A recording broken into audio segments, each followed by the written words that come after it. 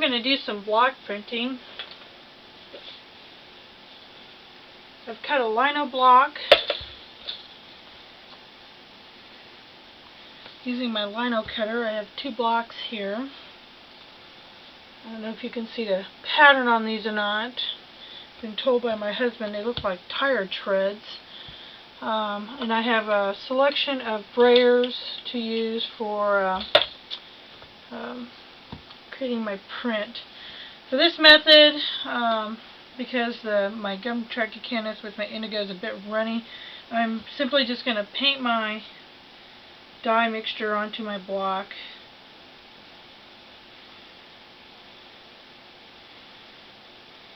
Place my fabric on top of it. It's a little bit thick and thin in color here. I don't think I've got my gum tracking canvas. It's not quite blended completely with the indigo. For this I'm going to use a hard plastic brayer, and I'm just going to lay my fabric down on top. You could lay the stamp down, the block print down on top of the fabric and use it like a stamp. I'll rub really hard here.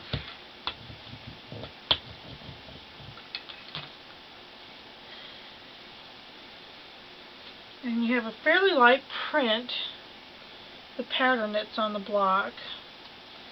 Now when you take this and wash this, the color will be reduced.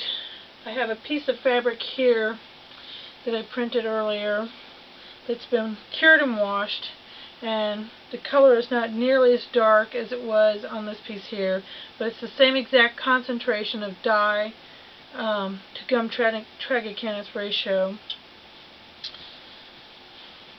So when you wash your fabric after you're done curing it and it disappears, the color fades. Fading is not the correct term. You will experience color loss.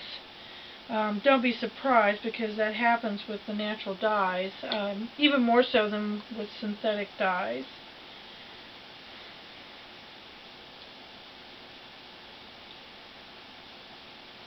So I'm just going to put a little bit more indigo solution on here.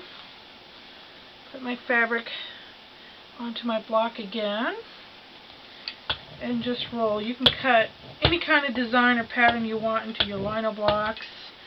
There's a lot of free images on the internet that you can download and trace the image onto your block using graphite. I draw and carve my own patterns. Sometimes when the blocks are cold, they're really difficult to carve. I have nerve damage in my hands, so it makes it very difficult to carve the blocks when they're cold.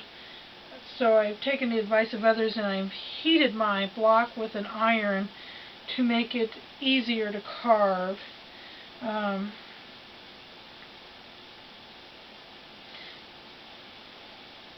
Do believe you can buy wood block prints and lino prints already carved up on the internet. I'm not sure what the copyright flaws on their use are if you decide you want to sell your fabric with those images on them. So you need to be sure and make sure that any images you use, commercial or downloaded from the internet, are in the public domain. Otherwise you'll be in copyright violation. And that's it for the block print. Like I said, you can also use the block as a stamp.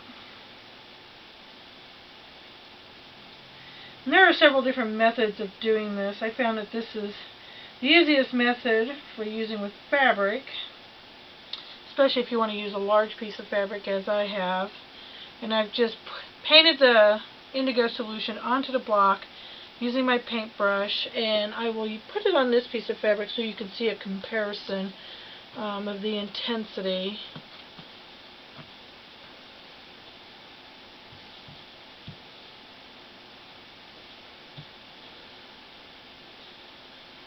And the print is a little lighter than the one that I braid with the brayer.